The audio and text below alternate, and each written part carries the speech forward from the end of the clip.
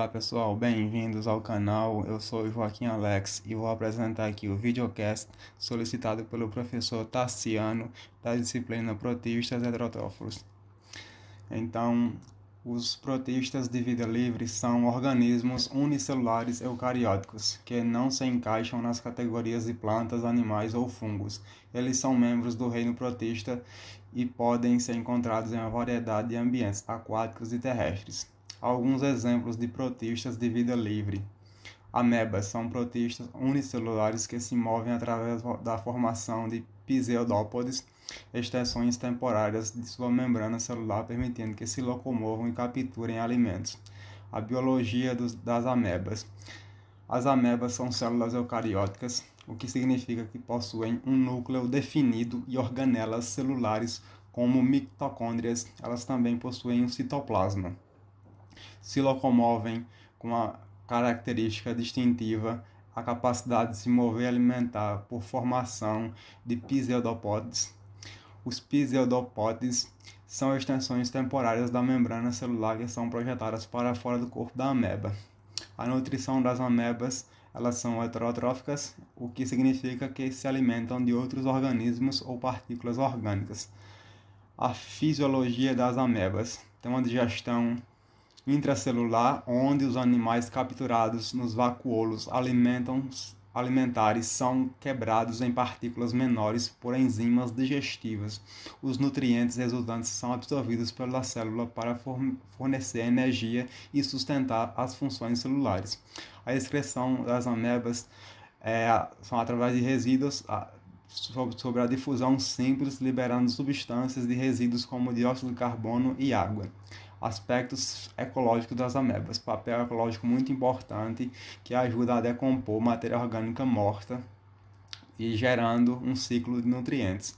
Habitat das amebas. Diversos habitats, incluindo solo úmido, água doce, lagoas e rios e ambientes marinhos. Interações ecológicas. Algumas espécies de amebas estabelecem resultados de mutualismo e comensalismo com outros organismos. Além disso, elas também servem como alimento para micro-organismos, como certos protozoários, bactérias e até mesmo pequenos animais aquáticos. Em resumo, as amebas são organismos unicelulares muito fascinantes que desempenham papéis ecológicos muito essenciais como decompositores para a importante dinâmica dos ecossistemas onde são encontradas. As euglenoides são protistas flagelados que possuem um flagelo que lhes permite nadar em ambientes aquáticos. Eles são conhecidos por sua capacidade de realizar fotossíntese, mas também podem se alimentar de partículas orgânicas. A biologia dos euglenoides tem uma estrutura celular eucariótica com um núcleo bem definido de organelas celulares. Tem uma estrutura semelhante a um chicote, tem o cloroplastos.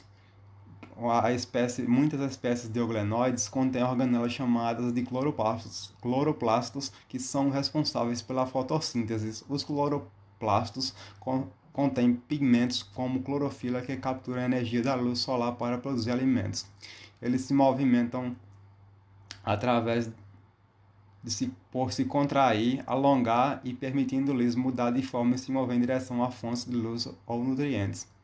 A fisiologia das euglenoides. As euglenoides que possuem cloroplastos são capazes de realizar fotossíntese durante esse processo. Os pigmentos nos cloroplastos capturam a luz solar e convertem em energia química, transformando dióxido de carbono e água em glicose e oxigênio. Aspectos ecológicos das euglenoides. Ambientes aquáticos são predominantemente o seu ambiente preferido. Podem ser encontradas em uma variedade de ambientes de água doce, como lagoas e rios. Algumas espécies também são marinhas. Importância ecológica. As euglenoides desempenham um papel muito importante nos ecossistemas aquáticos como produtores primários, pois realizam fotossíntese e contribuem para a base da cadeia alimentar. Elas também podem servir para ser predadas por outros organismos, servem de alimento para outros organismos. Tem uma adaptação muito boa a qualquer habitat, muita resistência E, em resumo, são protistas aquáticos fascinantes que desempenham papéis essenciais nos ecossistemas aquáticos como produtores e como fonte de alimentos para outros organismos. As diatomáceas são protistas unicelulares com parede celular sílica. Elas são fotossintetizadoras e são abundantes em ambientes aquáticos, especialmente em água doce e marinha. A biologia das diatomáceas. As diatomáceas são caracterizadas por suas paredes celulares únicas, compostas de sílica, chamadas frústulas. Estas frústulas possuem padrões intricados e são responsáveis pela diversidade de formas e de tamanhos observados nas diatomáceas. Então, a fotossíntese usando clorofila e outros pigmentos para converter luz solar em energia química, elas produzem oxigênio e são fonte fundamental de produção primária nos ecossistemas aquáticos. A fisiologia das diatomáceas, elas têm a nutrição, o que significa que produzem seu próprio alimento através da fotossíntese, tem a reprodução assexuada e sexuada. Os aspectos ecológicos das diatomáceas são produtores primários nos ecossistemas aquáticos, sendo a base da cadeia alimentar em muitos habitats aquáticos. Efeito de massa: algumas espécies de diatomáceas são capazes de se reproduzir rapidamente e formar fluorescências ou blooms em certas condições.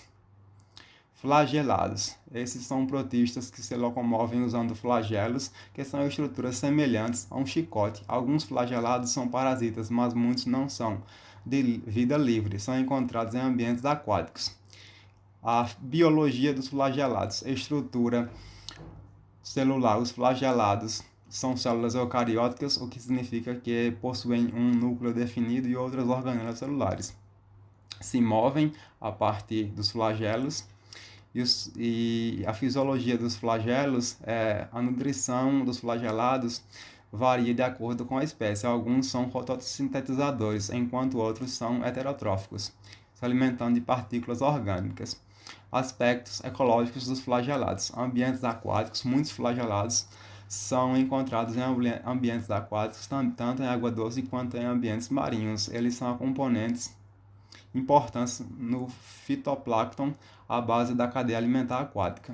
Tem um papel muito importante na cadeia alimentar, decompõe muita matéria orgânica morta em ecossistemas terrestres aquáticos, contribuindo para a reciclagem de nutrientes. Os flagelados são organismos celulares unicelulares com estrutura de locomoção especializadas que desempenham diversos papéis nos ecossistemas, desde a produção primária até a decomposição de matéria orgânica. Os esporozoários são protistas intracelulares obrigatórios, mas alguns têm estágios de vida livre. Um exemplo bem conhecido é o gênero Plasmodium, responsável pela malária em humanos. Biologia dos esporozoários. Os esporozoários são células eucarióticas, o que significa que possuem um núcleo bem definido. O ciclo de vida geralmente envolve estágios sexuais e assexuais que ocorrem em diferentes hospedeiros. A fisiologia dos esporozoários. São parasitas intracelulares, o que significa que eles vivem dentro de células de seus hospedeiros. Eles geralmente têm formas de vida distintas, adaptadas para diferentes hospedeiros, incluindo formas de esporozoides. Aspectos ecológicos dos esporozoários. Muitos esporozoários são patogênicos para animais, incluindo seres humanos. Por exemplo, o Plasmodium, que causa a malária, é um esporozoário transmitido por mosquitos e responsável por uma das doenças mais significantes globalmente. A evolução dos esporozoários tem a história evolutiva complexa e diversificada. Em resumo, os esporozoários são protozoários parasitas com ciclos de vida complexos e muitas vezes envolvem múltiplos hospedeiros. Eles têm um impacto significativo na saúde humana e animal e são objetos de intensa pesquisa científica para realizar estratégias de controle e prevenção das doenças que eles causam. Muito obrigado pela audiência, pela paciência. O professor solicitou, eu espero que a gente consiga desempenhar um bom trabalho. Eu particularmente espero que eu tenha conseguido fazer muito bem o trabalho. Muito obrigado.